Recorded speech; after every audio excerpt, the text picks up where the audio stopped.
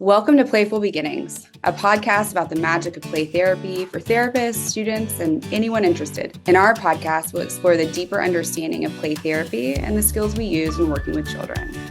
We hope to help you understand the why behind what we do and how it helps kids heal and grow. I'm Dr. Kristie Opiola, a working play therapist and university professor in North Carolina. I'm Dr. Maggie Parker, a play therapist and professor in DC. Hey, Kristie. Good morning. How are you today? I am okay. It's just a busy time. You guys are going to hear a theme from us probably until the end of October. We've talked about what is returning responsibility and why we return responsibility.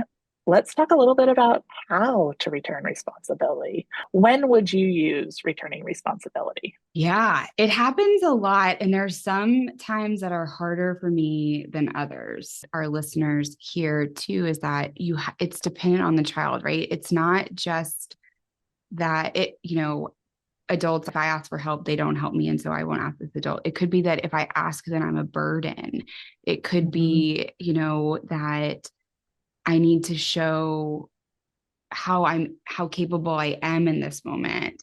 And so really trying to attune to what the child is experiencing. And this is where it is really helpful to have those parent consultations, to know what the backstory is, to know what's going on, not coming in to immediately say it, but to help you further contextualize and understand what's happening. Because if you are ignoring this one piece and you're only going by, this is what the book says, then you're missing the relationship. And so I think it's very hard to give kind of quote unquote rules.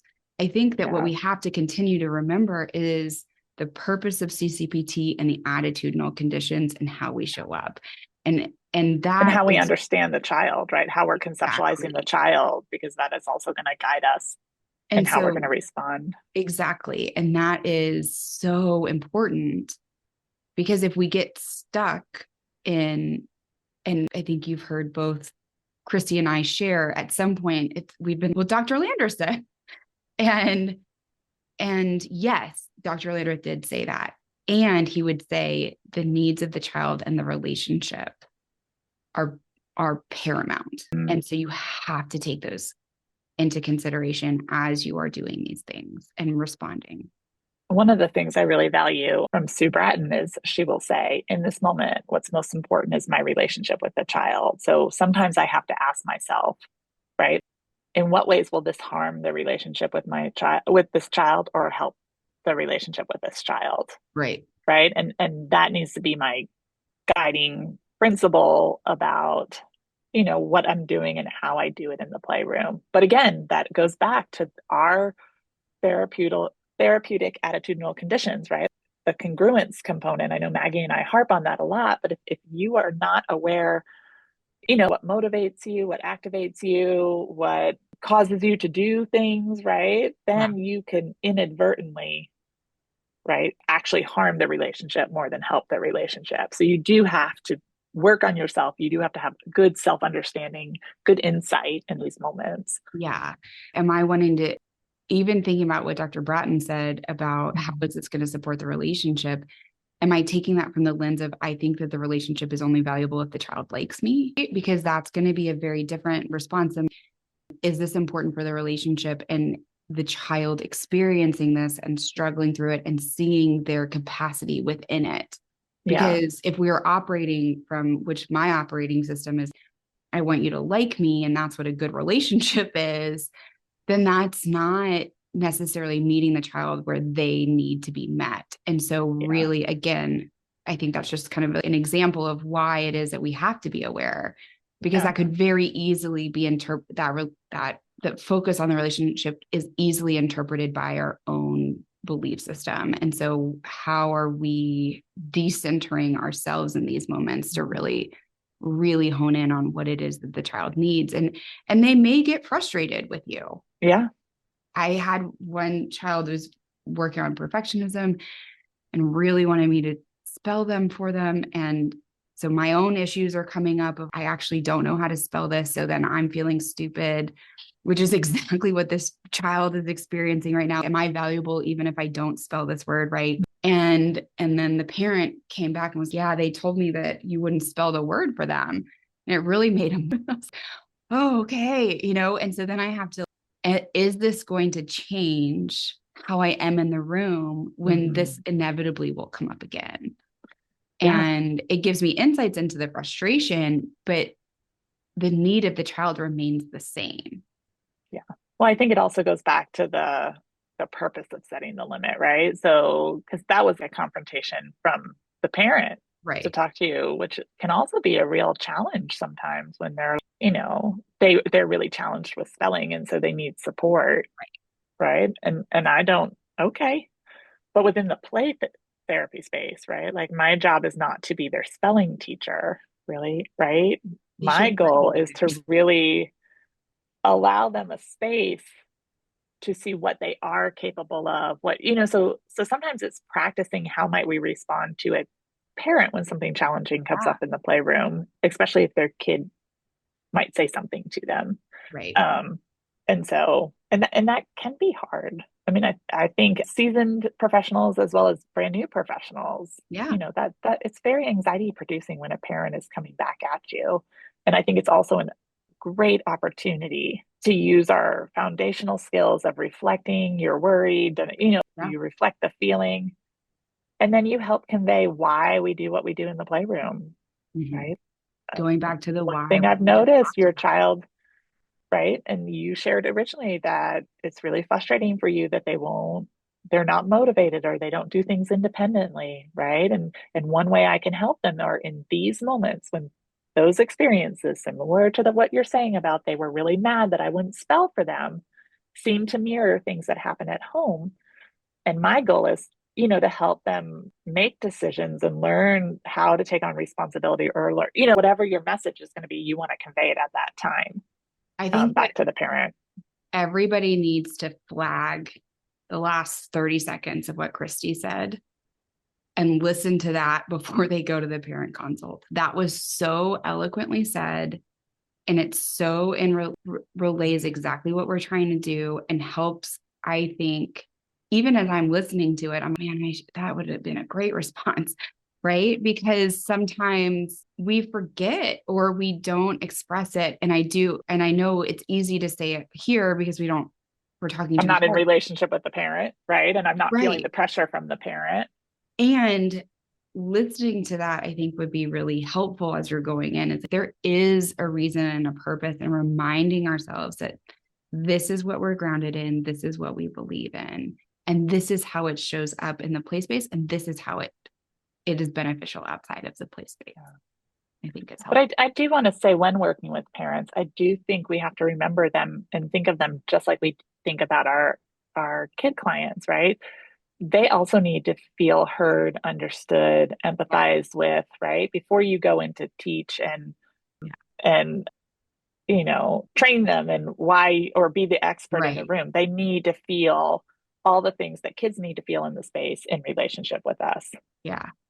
Kristie and I both just looked down because Mary Morrison just texted us. She's going to come on and be a guest with us. Hopefully the next episode, you'll get to hear from Dr. Mary Morrison Bennett. Yeah. Mary Morrison. Yeah. But I do think it's important Yeah. when working with, and sometimes we forget that. I think parents, we get a lot of anxiety when talking to parents, especially if we think that they aren't believing in what we do or they're Yeah. challenging what we do Yeah. or whatever it is. Yeah.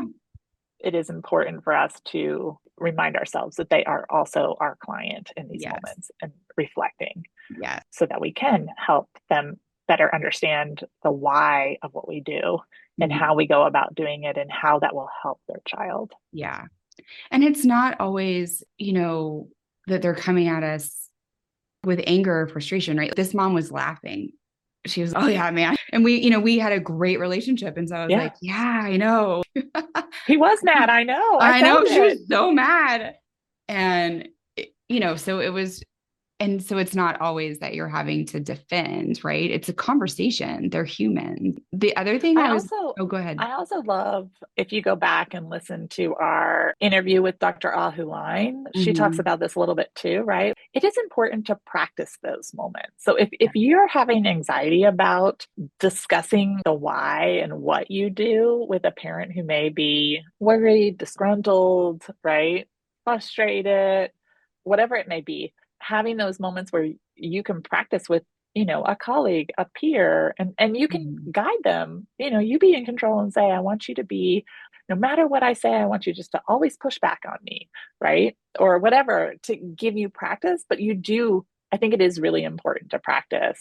I've been to a session with Dr. D. Ray and Dr. Ahuline at ABT, and they did a lot of that, of us getting up and giving our 5-minute elevator speech about play therapy. Like, we should be able to do it really quickly, and sometimes it's so anxiety producing, if we don't practice, we can't do it well. And so Yeah. sometimes you do have to practice these things about, okay, how would I describe returning responsibility to a parent? Yes. And she has a new book coming out too. She does. Yeah. She does. And Dee Ray's new developmental guide just came out. Oh, She good. has a second edition. It came out yesterday. Oh, I need to go get that. I was just talking about it last night. The other thing I was going to have us talk about with the how we do this is when they ask you personal questions. Because I think that one I always kind of, that one makes my heart rate go up. Oh, Usually. does it? Yeah. And sometimes it's vanity, right? So I had a little boy and he's, so you're my grandma's age, right? So in my head, I'm, how old do I, how old could it, I'm You trying to don't do also know math, how old this grandma is. right? I was trying to do the math. I'm like, she could be the same age as me. I don't know. Right. And so I think sometimes those personal questions can throw you off a little bit because sometimes they come out of left field or Well, just I think we random. train, I think in graduate education, to be a mental health professional, the message is, right, it's not a two-sided relationship, it's a single-sided relationship. So you should not disclose a lot about yourself, right? You Right. don't want to do a lot of self-disclosure. And people are curious. I mean, kids Right. are very curious about the adults that are in their life. And so for me, I always go to reflection first and then returning responsibility. You decided I look just about the same age as your grandma, Yep. right? You're curious about how old I am, and you decided I look just like your grandma, or I look as old as your grandma. And then also not to take that personally, No. because kids are not good deciders of age. No. Once I had a kiddo in my playroom, they were little, they were 3, but our birthdays were one day apart. So their birthday was on, say, the first of the month, and mine was on the second of that month, right? And it came up because they were coming in on their birthday, or I can't remember. Maybe they came in on my birthday and not their birthday, right? But we were one day apart, and they were telling me they had a birthday, and their parents said, "Well, today is Miss Kristie's birthday," and I go, "Oh my gosh, you're older than me," and the kid was like, "What? Oh my I'm gosh. older than you?" And I was like, Your birthday's before mine. you're one day older than I am, because Yeah. again, conservation and other, Yeah. cognitive skills, but it can be like fun and endearing, but they're not good deciders of age, or, You can there's look so many at things that they don't all of those, like, accurately reflect. so many parents post the Instagram post of the Mother's Day card, and it's like, how old is your mom? And it's 13, 72. Like, it's a wide range. Yeah. The other questions I'm trying to think, and these, I guess, are some of them, it has aspects of reflecting responsibility, but it's also Oh, can reflecting. we go back to that other one, Maggie, that you Yeah. shared? Kids are brutally honest, and we have to have some level of a thick skin for them to respond to things Yeah. about you, right? I don't know. Why do you have a pimple on your face? Or what are all those lines on your forehead, You're right? so Whatever it may observant. be, you're so observant. You notice a lot about me. And we also just have to kind of laugh it off, because that is our privilege of working with kids, Yes. is that they're going to be very honest. One of my favorites is, I was working in the hospital at the time, and I was wearing a A-line dress, and this kid that I had worked with for months comes running over and puts his hands on my belly and says, "Miss Kristie, you're pregnant." And I was like, "What?" I was 25 years old. And I was, no, I am not. It just Yeah. caught me totally off guard. But I was so shocked by his statement. I am never wearing this dress. That was my solution, right? It's the vanity response. But it's also, I totally get now looking back why he made that assumption, because A-line dresses do, you know, Cover. convey. And he was so excited for me. But no. Not Or I also had a little girl ask me if I was married.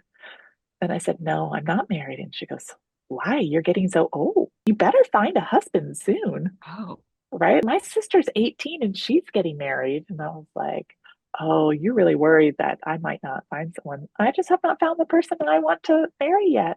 Well, maybe you're being too, I mean, she was going all in. She's like, maybe you're being too picky.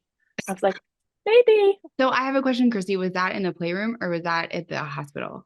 That was in the playroom. Okay, so here, but you answered, right? Yes, I did answer that question. And typically I think I reflect it first. Oh, Yeah. you're really curious about me. But I did answer the question Eventually, because I think sometimes you answer. There's a relationship there. yes, and I do lean heavily on relationship based part of CCPT. So Yeah. I would answer because it's really annoying when Someone for doesn't kids when you ask a simple question, are you married? And I was like, you can decide. And they're like, how am I going to decide? here, Like have a that's such a ring. dumb, I don't know. Right. That feels a silly response to me. Yes. And I think that's what I wanted to hone in on is that Yeah. there are going to be times that it's like you need to be doing the internal calculations of, okay, if I've reflected their emotions and their curiosity, I've returned that responsibility and they're still really curious. If I don't ask and I continue to return responsibility, how is that going to impact our relationship? And how Yeah. will it impact the relationship if I just answer honestly in a short way? And I'm comfortable sharing because I think there's sometimes that you may not be comfortable sharing the child's question, right? And you can just say, that's not something I share in the playroom. I think that's an okay response too. If they're really, you're so curious, it's really important for you to know blah, blah, blah about me. That's not something I share in the play space, Mm-hmm. which also gives them permission and it models that they don't have to share everything if they don't want to in the play space, which I think is important for kids. Very important. Yeah. I was also thinking about you've shared this before about the child who really didn't like how you talked, Or breathed. No, not that one. The one who's Oh, like, yeah, why do you yeah, talk that? yes. Yeah. And they had a therapist before and they would be like, I don't Yeah, like it the was way you're their talking to me. I don't yeah. like you to, and then And his first statement was to me was, okay, you can be my therapist, but don't talk like my last therapist. And I was, oh, this is not gonna go well. but eventually Yeah. you said, like you reflected the responsibility, you reflected their emotions, and you said, I talk, is it a bug? No, Oh, that's what he kept saying. and Stop you talking go, like that. I told you I don't like when you talk that way. well, I choose to talk this way so that you know that I see you and I'm And here with you. And I'm trying that to was, understand you and I want you to know that I'm paying attention. and they were, oh, cool. Is that All why you right. talk? That's why you talk that way? Oh, Huh. Why did no one ever tell me this? That was literally this kid's response. because They were like, why did you never tell me? a lot of times they'll be like, you talk funny. And you can say, you think this is really strange, or you're not used to people talking this way, or this I feels talk like, differently than other people. yeah. And that's usually sometimes the end of it. But for this Mm-hmm. child, it wasn't. And so you honored that and you said, okay, yeah, this is why. And for this kid in particular, they had multiple relationship disruptions. Yeah. They were, in our welfare system, so they had been in multiple foster homes. They had been in and out of the home with the biological parents. And so I think it was important that I honor our relationship for this child. And it also really hindered the relationship. And so in that moment, I felt it was more important for them to know why. I didn't know it was going to work, to be honest with you. I didn't know they were going to be okay with that. But it was a really great growth experience for me that sometimes those really authentic, connective responses can be super healing and permission giving for the kid to not always stay in hyper arousal because that's what was happening. The kid was staying in a state of hyper arousal, lack of safety in relationship. And so in the moment, it took me a minute. I won't fib. He had told me to be quiet so many times. I was like, sitting there quietly deciding how I should proceed. And that's when I finally decided maybe if I just tell him why I talk this way, it could help. I don't know. And so I did it, and it did help. It Mhm. may not help for every kid, or that may not be the response for every kid, but for this child, it was really helpful. And I think that's really what, even as we've talked, we did the what and the why, right? And yes.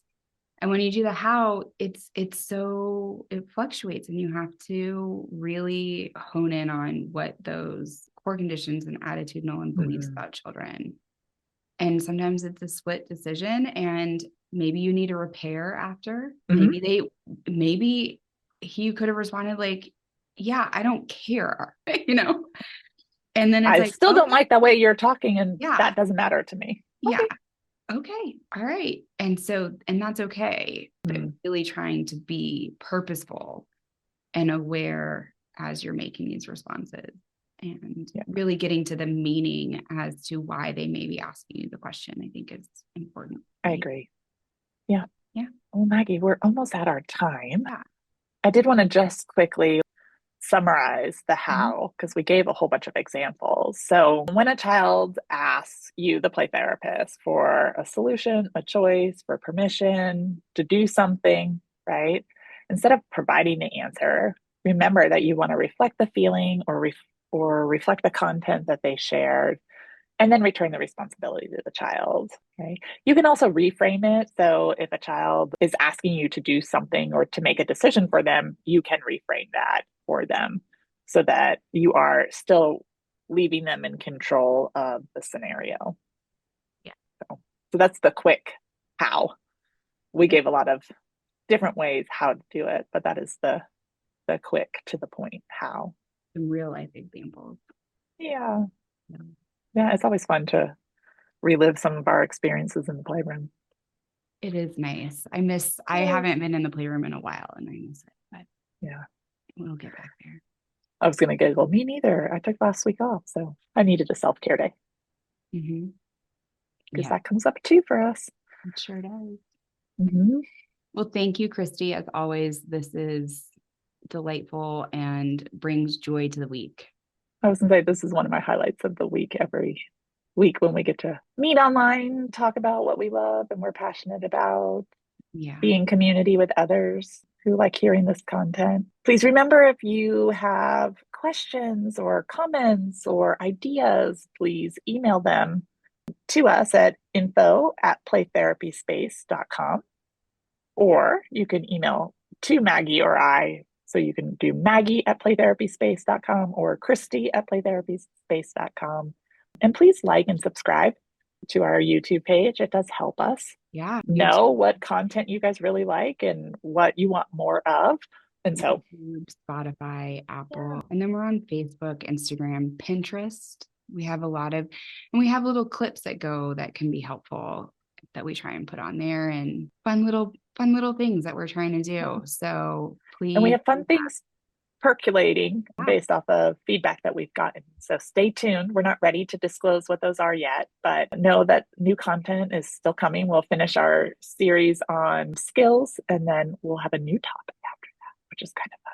yes. And if there's anyone that you want us to just talk to or ask a question to while we're at APT, let us know. We can try and find them and just ask them a couple questions, and maybe we can put together a little highlight reel of APT. Yeah. And if I can figure out how to do that, and if you're at APT, come say hi to us. Please. We'd love to talk to you and make us happy. Yeah. So, well, thank We you. love our fellow play therapists. So Do. Thank you, Kristie. thanks, Maggie. I'll see you again next week. Yeah. Bye. Bye.